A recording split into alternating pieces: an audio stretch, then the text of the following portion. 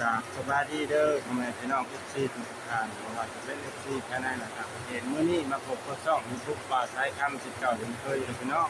มื้อนี้บ่าวสายคำสิมาอัปเดตโค้งสีเข่าใหญ่อันดับต้นๆของกลุ่มบ้านไผ่เลยพี่น้องหรือว่าเขตเมืองจักรนะพี่น้อง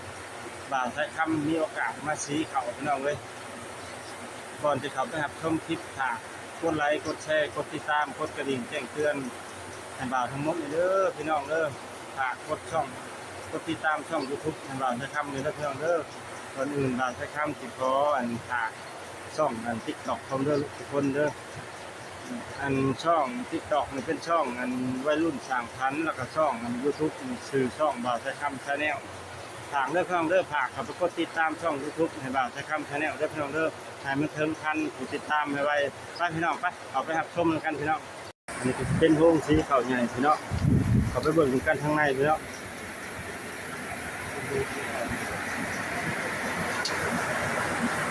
โฮงสีเข่าใหญ่พี่น้องมาที่งานสากลพี่น้อง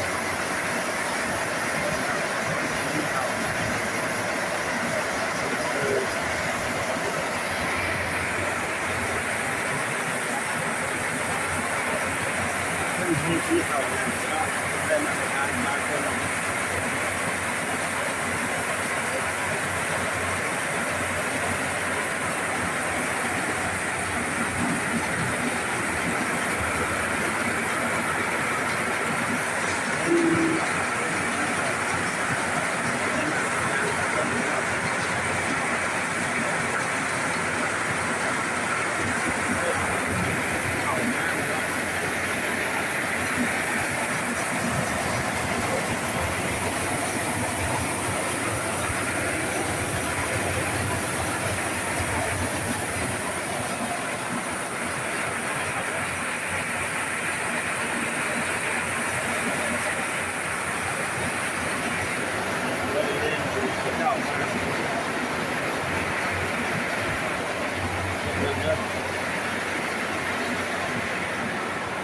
สีเก่าที่เราให้หลายคน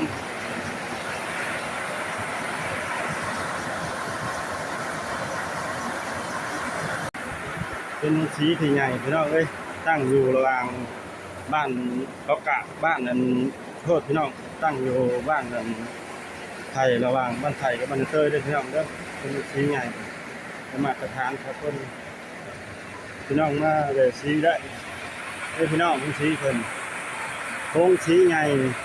ได้มากประธานสักคนสีไว้พี่น้องเขาซิดชอบมีข้าวเดียวถ้าว่าพี่น้องคนใดที่เขามาเห็นคลิปวิดีโอบ่าวใช้คำฝากกดไลค์กดแชร์กดติดตามช่อง YouTube บ่าวใช้คำในเด้อพี่น้องเด้อแล้วก็มาสีได้เด้อพี่น้องเพิ่นยินดีบริการด้วยความจริงใจพี่น้องสีไว้บริการใจดีเป็นกันเองพี่น้องคุณสีใหญ่ได้มาตรฐานสากลตั้งอยู่ระหว่างบ้านนาเตยกับบ้านไทยพี่น้องคุณสีใหญ่ได้มาตรฐาน ISO 9002งามพี่น้องเลยเข่านี่เข่างามมาเลยงามเลยพี่น้องเลยงามพี่น้อง